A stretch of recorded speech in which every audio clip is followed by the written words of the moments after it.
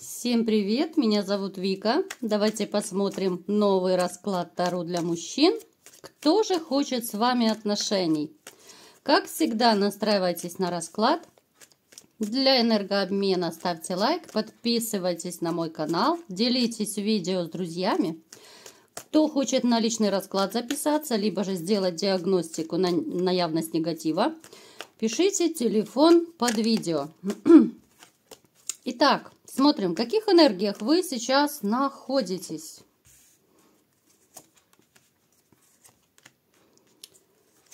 Так. Вот знаете, у некоторых из вас может проиграться, что вы решили на себе, ну, чуть ли не крест поставить в отношении женщин. Я сейчас говорю не про монашество, да, а вот именно про серьезные отношения. Несмотря на то, что у вас вообще по жизни страсти бурлят, кипят, я имею в виду, что вы очень такой страстный человек, вы очень хороший любовник, вы активный, ну, то есть такой, знаете, живчик всегда были. Но вот с женщиной, с которой у вас закончилась ваша история любви, с этой женщиной, конечно же, печалька ваша, которая была, осталась позади, но эта печалька, она оставила очень большой отпечаток в вашей жизни. И этот отпечаток, ну, можно назвать отторжение женщин. В каком плане отторжения? Именно не особо так желаете вступать в серьезные отношения. Вы почему-то даже их как-то побаиваетесь. Вы их всячески, так знаете, от себя держите на расстоянии, какие-то, ну, поползновения женские. Вы женщинам нравитесь. Вы нравитесь, вы это, я думаю, замечаете, и разные такие улыбочки, взгляды неоднозначные, да? Но вы вот посмотрите, вы как будто держите оборону. Вот этот страх, который есть у вас внутри перед женщинами, перед женским обманом, вот у нас и обман у нас есть, он, ну, на данный момент похоже, что пока неистребим. Знаете, вот вы человек, который всегда жил, который, ну, как сказать, вы всегда как-то вот старались жить для женщины, не для себя. Опять же, это довольно часто проигрывается в наших раскладах. Но сейчас даже вот эта ваша такая очень важная составляющая, да, вот жить для кого-то, она поугасла. У вас нет особого такого желания больше делать то, что вы делали раньше. Несмотря на то, что, да, можете испытывать какую-то грусть, одиночество, вам некомфортно одному, да, потому что, ну, нет любимого человека, и в новые отношения вы как-то побаиваетесь вступать. В серьезные отношения, имею в виду, не романчики. И здесь такая ситуация, да, что могут у некоторых из вас проиграться, ну, реально такие, знаете, хаотические мысли, вообще какой-то хаос в душе. И хочется, и колется, и что делать? И вы понимаете, что одному плохо, одному грустно, одному некомфортно, да, что для вас всегда была важна женщина рядом, любимая женщина. Но вы же себя за шкирку не можете притянуть в новые отношения, вы не можете себя заставить. Я вам скажу, что есть небольшая такая доля, да, небольшая надежда глубоко в душе на то, что эта ситуация поменяется. Но то, что вы сейчас не активничаете, я имею в виду именно не активничаете в сторону серьезных отношений. Да, понятно, среди вас есть такие товарищи, которые периодически легкие романчики заводят. Да, это есть, поскольку это общий расклад, причем довольно бурно вы проводите время, те, у кого это все есть. Но я говорю именно о серьезных отношениях, и кто меня смотрит, вы прекрасно знаете, что я всегда акцент делаю на серьезности. Вы помимо женщин, вот осторожности к женщинам, вы стали вообще осторожничать со всеми окружающими. И по работе, да, где бы вы ни общались. Вы очень сильно присматриваетесь к людям, вы очень сильно фильтруете, вы включаете интуицию, и вы уже не будете больше позволять делать то, что вы позволяли раньше. Я имею в виду кому-нибудь борзеть, садиться себе на голову, да, вот использовать, как-то манипулировать. Вот вы этого обмана уже наелись и присытились в своей жизни. Да, хочется какого-то позитива, хочется позитивных перемен, но вы не очень к ним готовы, к сожалению. Так, что еще происходит? Вы знаете, вот даже я бы сказала, что от такой ситуации, вот в которой вы находитесь, возможно, кто-то из вас в ней находился, поскольку общий расклад, но вы подустали от такого состояния, состояния хаоса, состояния неопределенности, да, и страх с одной стороны, а с другой стороны грусть, и я не знаю, что мне делать, как мне быть, да, вот. В первую очередь вам нужно, конечно, ребят, разобраться со своим внутренним миром, со своими мыслями. Нужно разобраться вот именно в себе, прежде чем начинать делать какие-то дела, действовать в отношении даже тех же женщин. Потому что если вы не определитесь, да, если вы не разберетесь со своими какими-то хотелками, да, что делать дальше, как жить дальше, как быть дальше, вам будет довольно сложно вообще, ну, как бы двигаться вообще в разных направлениях, потому что вот хаос какой-то в душе. А поскольку вы такой живчик, вы огненный, даже может проигрываться огненный знак зодиака, то вам вот сидеть сложа руки, да, и особо не суетиться, вам, ну, немножко напряжно это. Может быть даже дискомфорт. Вы живете немножко не так, как вы привыкли, понимаете?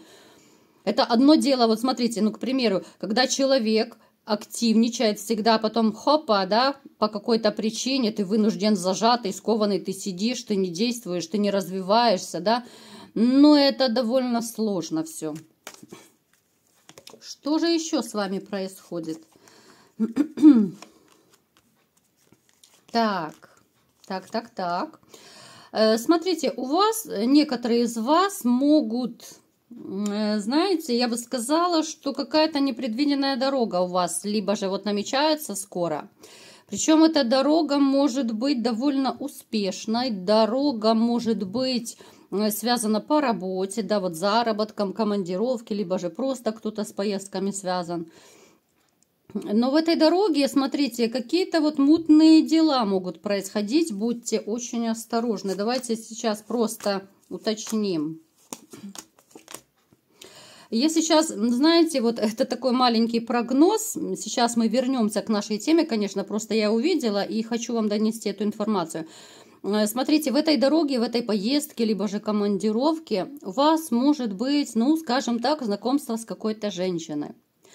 Женщина очень непростая, женщина продуманная, и женщина может вас настолько вот охмурить, что вы, ну, знаете, как в тех фильмах, проснулись, ну, что называется, в одних трусах. Гол как сокол. Здесь может проиграться даже, ну, что-то могут опоить, намешать, что-то, допустим, снотворное какое-то, да? Вы прекрасно понимаете, с какой целью, да? Чтобы забрать все, что есть. И в кошельке, там, в сумке, где угодно. Поэтому вот в дороге, я почему вам делаю этот акцент, да, женщина будет хороша собой. Я не говорю, что это именно вот девочка с трассы, там, девочка по вызову. Я вам просто вот говорю, знаете, такое маленькое предостережение. Вот если вы будете с кем-то знакомиться, если вы будете, ну, даже что-то пить вместе, там, ужинать, пить, будьте бдительны, ну, по крайней мере, чтобы при вас это все делалось, да, вот наливалось это там водичка, так скажем, да, в бокальчик. По крайней мере, чтобы вы свой бокальчик не оставляли. И еду, чтобы не оставляли, потому что, ну, такая дама, любительница денег и чужих денег, да, на халяву. Итак, погнали. Немножко мы отвлеклись. В общем, смотрите, вы в очередной раз у нас выпадаете вот человеком, плотно так стоящим на ногах. Вы снова у нас император. Но император, который не может разобраться в своей душе. Император, у которого хаос в душе, в голове, где угодно, да, в жизни какой-то хаос даже может быть. Вы в любом случае, вы выйдете, либо же уже кто-то вышел победителем. Даже если у вас такая ситуация проиграется, Будете победителем в любом случае. Вы не можете по-другому. Даже если вот какой-то депрессняк у вас, ну, вы из него выйдете по-любому. Я даже думаю, даже без специалиста вы из него выйдете. Ну, а с женщинами там уже посмотрим, что там будет. Итак, давайте-ка ближе к нашей теме, да, расклада. Кто же пришел к нам сегодня на расклад? Какая женщина? Ну, слава богу, что не мужчина, да? Так, ну, люблю я пошутить, ребятушки, люблю. Итак, что же это за женщина? Ой, какая она, боже, ну, прям нету слов. Смотрите, это абсолютно новая, незнакомая для вас женщина, да? Она неплохая, она хороша собой, она, ну, юная, да, я скажу вам, но моложе вас однозначно, не старуха шапокляк точно. Но она такая, знаете, неуверенная в себе. Она какая-то такая, знаете, вот как девочка-обижулька такая, очень ранимая, очень такая какая-то вся воздушная. Знаете, вот наивность – это самая такая большая ее оценка, это самая главная, наверное, черта ее характера. Она очень правильная. Вот даже как-то странно звучит в наше время, правда, вот когда человек правильный, порядочный, ну, кажется, ну, такого не бывает, елки-палки, да, весь мир как будто перевернулся. Вранье везде, обман, да, вот эти все измены и так далее. Она настолько, ну, то ли она робкая, у нее такой характер какой-то, ну, знаете, ну реально как девочка юная. Какая-то вот, то ли это не созревшая такая, не выросшая девочка, женщина, как угодно, я даже не знаю, как ее назвать. Она очень мечтательная, она очень переживательная, она такая, знаете, ну чистая-чистая. Может даже проиграться, что у нее есть даже семья, да, у нас семейная карта выпала, она может быть в браке, либо же в гражданском браке. Но вот с мужчиной сейчас вот проверим. Сейчас я уточню. Вот с мужчиной ей не очень-то повезло. Да, она такая вся белая и пушистая. Она такая вся хорошая-прихорошая. Ну прям, ну это трындец, да, вот какая святая наивность. Но вот с мужчиной ей не очень повезло. Она это понимает, да. Несмотря на то, что ей вот как-то с ним некомфортно, ей тяжело. Она в этих отношениях вот ориентирована, да, на семью, на то, чтобы быть вместе, вот семейный очаг, это все. А вот ее мужчина, муж так называемый, вот он как-то более так пофигистически относится к ней, вообще к ихним отношениям, да, ну такой легкий человек, который живет исключительно для себя, который, ну я так думаю, что он ее особо не балует ни своей любовью, ни заботой, ничем. Но поскольку она такая вся белая пушистая, да, вот она даже, ну, как-то не допускает, по крайней мере, пока, она не допускает даже мысли о том, чтобы разойтись с ним, да, вот как-то, ну, то ли ее так воспитали, вот какая-то она, ну, то ли неумелая, то ли сильно правильная, ну, здесь еще может проигрываться психология жертвы, вот ей плохо, ей некомфортно в этих отношениях, но она вот терпит, и в то же время она мечтает о новой любви.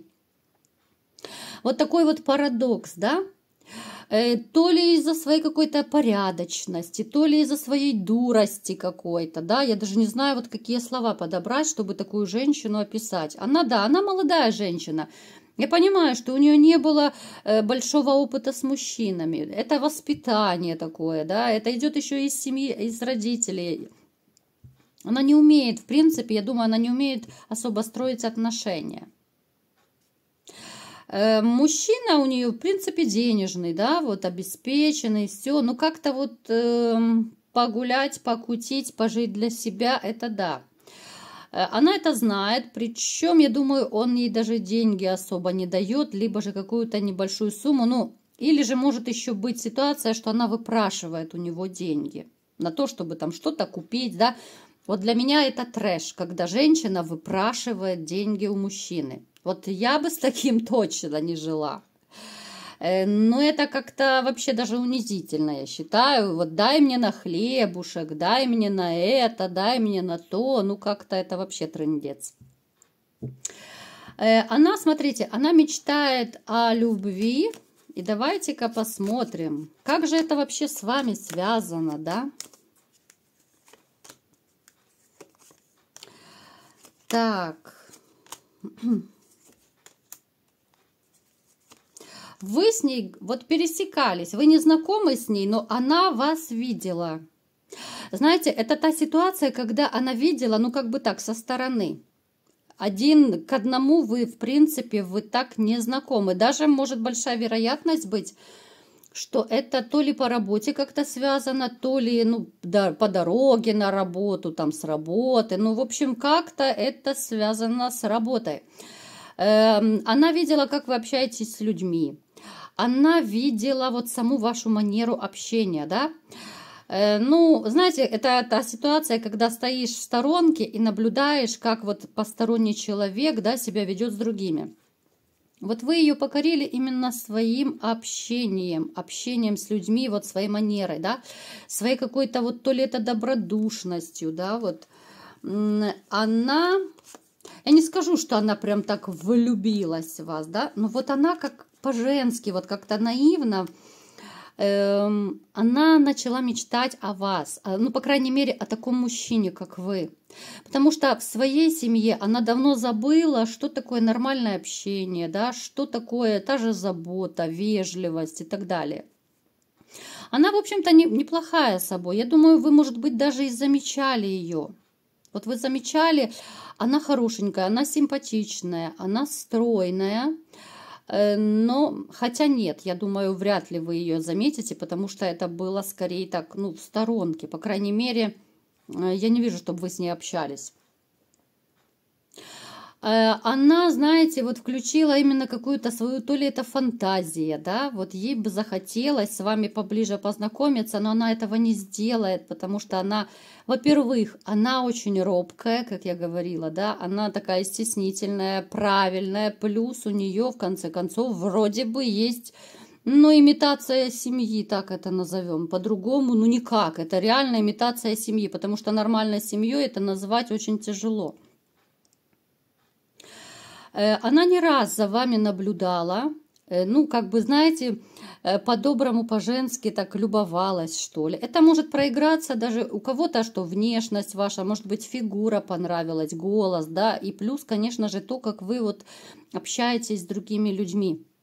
Это очень немаловажно, потому что, знаете, вот элементарная даже беседа по телефону многое говорит о человеке. Как человек отвечает, как берет трубку, да, вот как он с вами в процессе разговаривает.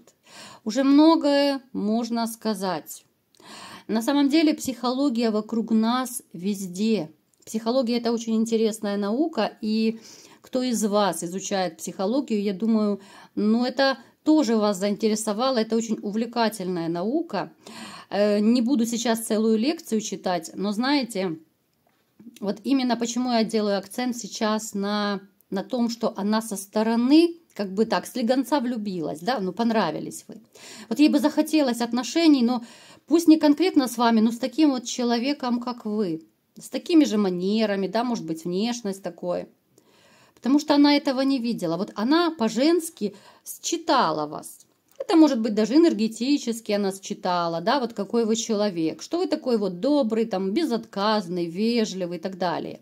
Ведь можно даже по телефону поднять трубку, да, что-то там рявкнуть, что все вокруг разбегутся. А можно вежливо ответить, поговорить, да, даже если вы заняты, можно сказать: извини, я немножко занят, я перезвоню. И это два совершенно разных ответа, два разных человека и два разных мнения будет. Поэтому, знаете, это такая вот какая-то, ну, тайная даже поклонница скорее.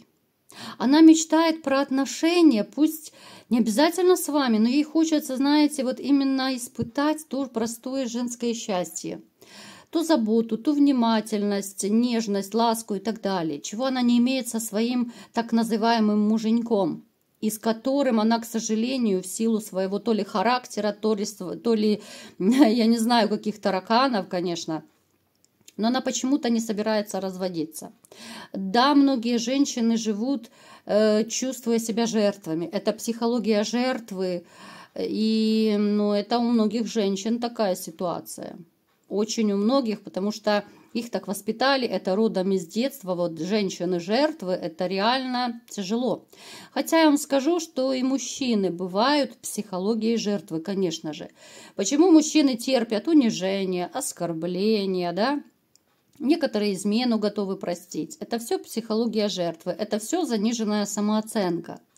Нравится кому-то это или нет, но я говорю вот так, как это есть. Поэтому, ребят, если у кого-то из вас проигрывается такая ситуация, что вы вот умом понимаете, да, что вас унижают, оскорбляют, особенно если вы сейчас кто-то еще пребываете в токсичных отношениях, поскольку это общий расклад. Может быть, обратитесь к психологу все-таки, да? Вы можете мне написать, я психологические консультации тоже провожу. Но с этим нужно бороться. С этим нужно бороться и ни в коем случае не позволять другому человеку вытирать о вас ноги. Это очень мягко вам пытаюсь сейчас донести. Поэтому, знаете, вот это такая женщина, которую можно только чисто по-человечески пожалеть. Вот ей хочется отношений. Вот с вами, не с вами, подобно вам, да? Вот подобный мужчина, такой, как вы, с вашей манерой, с вашей внешностью. Ей просто не повезло со своим мужичком. Вот и все. Ей не повезло, плюс, конечно же, многие ее внутренние проблемы. Без этого никуда. Поэтому вот такая довольно интересная дама сегодня пришла к нам на расклад. Какое-то даже у меня, знаете, вот неоднозначное ощущение, какое-то, знаете, как будто вот по-матерински хочется ее пожалеть, обогреть, как-то вот не знаю, вызывает какие-то, знаете, смятения чувств. Вроде бы и позитивные эмоции вызывает, а вроде бы как-то я вот не могу понять, зачем это все терпеть, да, вот зачем терпеть такого мужа. Лучше быть одной, чем вместе с кем попало. Ведь правда, ребят? Вот такой был расклад. Кому понравился, ставьте лайк, подписывайтесь на мой канал, делитесь видео с друзьями. Пишите, конечно же, побольше комментариев для продвижения канала. И всем пока!